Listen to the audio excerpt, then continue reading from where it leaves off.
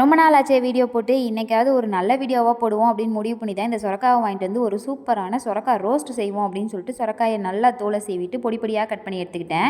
இந்த பொடி பொடியாக கட் பண்ண இந்த சொரக்காயை மிக்ஸி ஜாரில் சேர்த்திட்டு இந்த டம்ளரில் ஒரு டம்ளர் அளவுக்கு வெள்ளை ரவை இருக்கு இல்லையா, அதை வந்து சேர்த்திருக்கேங்க. தண்ணி விட்டுட்டு எந்த அளவுக்கு சாஃப்டாக அரைக்க முடியுமோ அந்த அளவுக்கு வந்து நல்ல சாஃப்டாக வந்து அரைச்சி இதை வந்து ஒரு பேனில் மாற்றிக்கோங்க.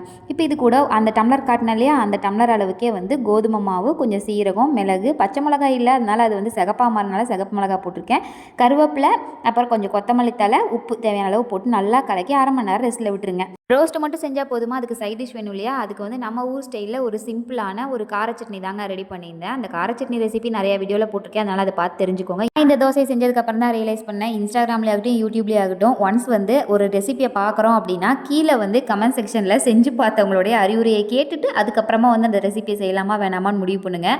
இந்த ரெசிப்பியில் நான் எந்த விஷயத்த அதிகமாகவோ இல்லை கம்மியாகவோ போட்டேன்னு எனக்கு தெரியலைங்க. ஆனால் வந்து தோசை வந்து அது என்னமோ ரொம்ப பர்ஃபெக்ட் அப்படின்லாம் சொல்ல முடியாது. ஃபஸ்ட்டு வந்து புளிச்சட்னி அரைச்சிட்டு அடுப்பத்தை வச்சு தோசைக்கல்லை வச்சு அவங்க சொன்ன மாதிரியே நல்லா தோசைக்கல் ஹீட் ஆனதுக்கப்புறம் தான் வந்து தோசையே ஊற்ற ஆரம்பித்தேன். எண்ணெயும் நல்லா தான் ஊற்றினேன். ஃபஸ்ட்டு தோசை என்னமோ பார்க்க நல்லா தான் வந்துச்சு. நீங்களும் அப்படி நினச்சிங்க இல்லையா? ஒரு தோசையை திருப்பி போட்டேன். முதல்ல நல்லா தான் வந்தது. அடுத்தது ஒரு தோசை 2 தோசை ஆச்சு. அப்புறம் கொஞ்சம் களி மாதிரி வந்தது. அப்புறம் இப்படி வந்தது. எப்படி மாமா இருந்தது? கண்டிப்பா இந்த மாதிரி ட்ரை பண்ணிடாதீங்க, சுத்தமா நல்லா இல்ல. உங்க வீட்டு பிள்ளையா நினைச்சு எல்லாரும் என்னை மன்னிச்சிருக்க.